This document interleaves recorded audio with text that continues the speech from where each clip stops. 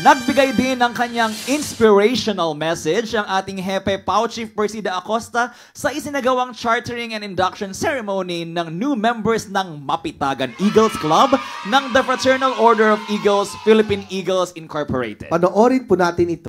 Hindi tayo, sino pang ama, bayang Pilipinas, pagkaganda, magmamahal at kakalinga, kailangan may mangunguna katulad mo, isang agila ng Pilipan, kahit na mag-isa.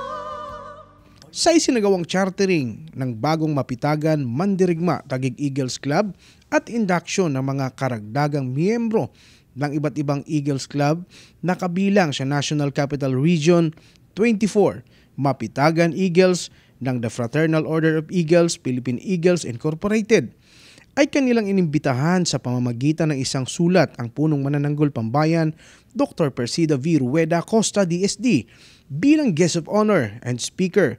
At kahit araw ng linggo ay pinaunlakan sila ng longest serving Chief Public Attorney ng Pilipinas.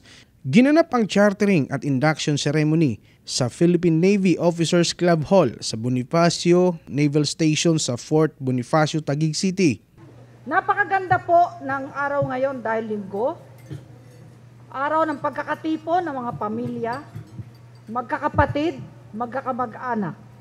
Katulad po nating mga agila, meron tayong isang diwa, isang lahi, dugong kayumanggi.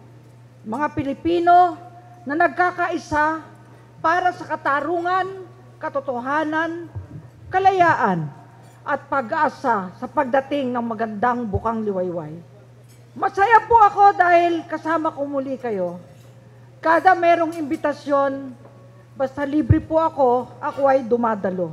Binigyan diin ng ating hepe sa kanyang talumpati na mapalad ang mga bagong miyembro ng samahan ng mga agila sapagkat mapapabilang sila sa mga taong huhubog ng payapa at maunlad na bayan. Hindi po kayo magsisisi kung kayo ay mapabilang sa Fraternal Order of Agila sapagkat ito po ay isang napakalaking organisasyon na binubuo ng mga taong pag-asa ng inang bayan.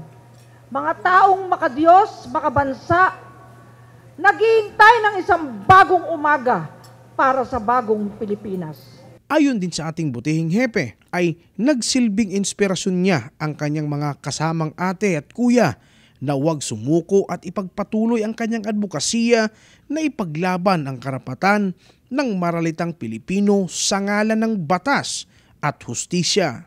Si Persida Acosta po ay hindi pa sumusuko. Muntik na po akong sumuko pero habang nakikita ko ang ngiti, ang saya ng mga kapatid, mga brad, mga sis na agila, lalo po akong nabubuhayan ng pag-asa. Isipin nyo, kung tayo'y susuko para sa hustisya, paano na? Paano na ang mga kapuspalad? Kaya asahan po ninyo si Persida Acosta patuloy na isusulong ang bandila ng katarungan, katotohanan, kapayapaan para sa inang bayan. Mabuhay ang agila! Hanggang wakas ay sama-sama. Pilipinas, Pilipinas, isulong magandang bukas. Kahirapan ay magwawakas upang kaunlaray malasang Pilipinas. Isulong ang magandang bukas. Magandang bukas. Magandang bukas. Para sa #PalaNews, ako si Gerald Ranyes, kaisa ni Pau Chief Persida Acosta, katarungan laban sa kahirapan.